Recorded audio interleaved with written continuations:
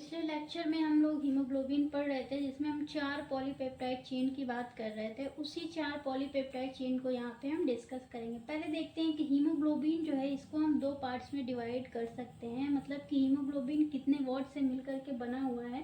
तो हीमोग्लोबिन जो है वो 2 वर्ड से मिलकर के बना हुआ है, हीम और ग्लोबिन। हीम किसको बोलते हैं? आयरन को बोलते हैं। ग्लोबिन किसको बोलते हैं? प्रोटीन को बोलते हैं।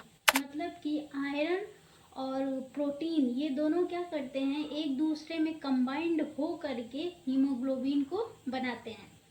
तो आयरन, अभी हम पहले इसको समझ लेते हैं, फिर हम उधर चलेंगे। आयरन, हीमोग्लोबिन में जो होता है वो आयरन मौजूद होता है।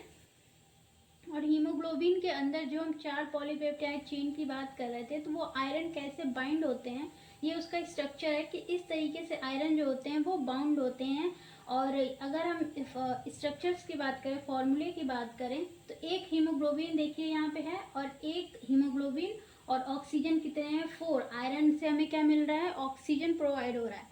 तो ये स्ट्रक्चर आप लोगों को समझ में आ गया कि हीमोग्लोबिन मतलब आयरन है, और आयरन के अंदर क्या पाया जा रहा है? ऑक्सीजन जो है वो ट्रांसफर हो रहा है। अगर हम स्ट्रक्चर बनाते हैं तो हीमोग्लोबिन को बीच में करेंगे और चारों तरफ हम क्या कर देंगे? आयरन को घेर देंगे। तो ये हमारा इधर का टॉपिक पूरा क्लियर हो गया। अब हम आते हैं ग्लोबिन पे। हमने पढ़ा था कि 4 पॉलीपेप्टाइड चेन होते हैं, 2 अल्फा चेन और 2 बीटा चेन। अब ये किस तरीके से होते हैं वो हमें देखना है। हीमोग्लोबिन की अगर हम टोटल बात करें, अगर हीमोग्लोबिन में टोटल अमीनो एसिड कितने पाए जाते हैं, तो 574 अमीनो एसिड पाए जाते हैं। लेकिन अगर क्वेश्चन आता है कि सिर्फ अल्फा चेन में कितने अमीनो एसिड पाए जाते हैं और बीटा चेन में कितने अमीनो एसिड पाए जाते हैं, तो उसको हमें क्या करना होगा? अलग अलग समझना होगा। क्योंकि अगर हम गवर्नमेंट की तैयारी करेंगे तो उसमें एमसीक्यूज में ये क्वेश्चंस बहुत ही आते हैं। तो यहाँ पे देखेंगे 2 अल्फा चेन है और 2 बीटा चेन है। 2 अल्फा है तो पहले हम एक अल्फा चेन में देख रहे हैं कि 141 अमीनो एसिड है।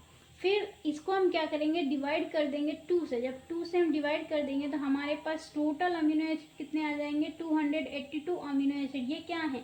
अल्फा चेन के अंदर अमीनो एसिड है। बीटा चेन में आते हैं। बीटा चेन की बात करें तो 1 बीटा जो है हमारे पास 146 है। 2 से हम उसको डिवाइड कर देंगे तो हमारे पास आ जाएगा 292 अमीनो एसिड, जो कि किसके अंदर है? बीटा के अंदर।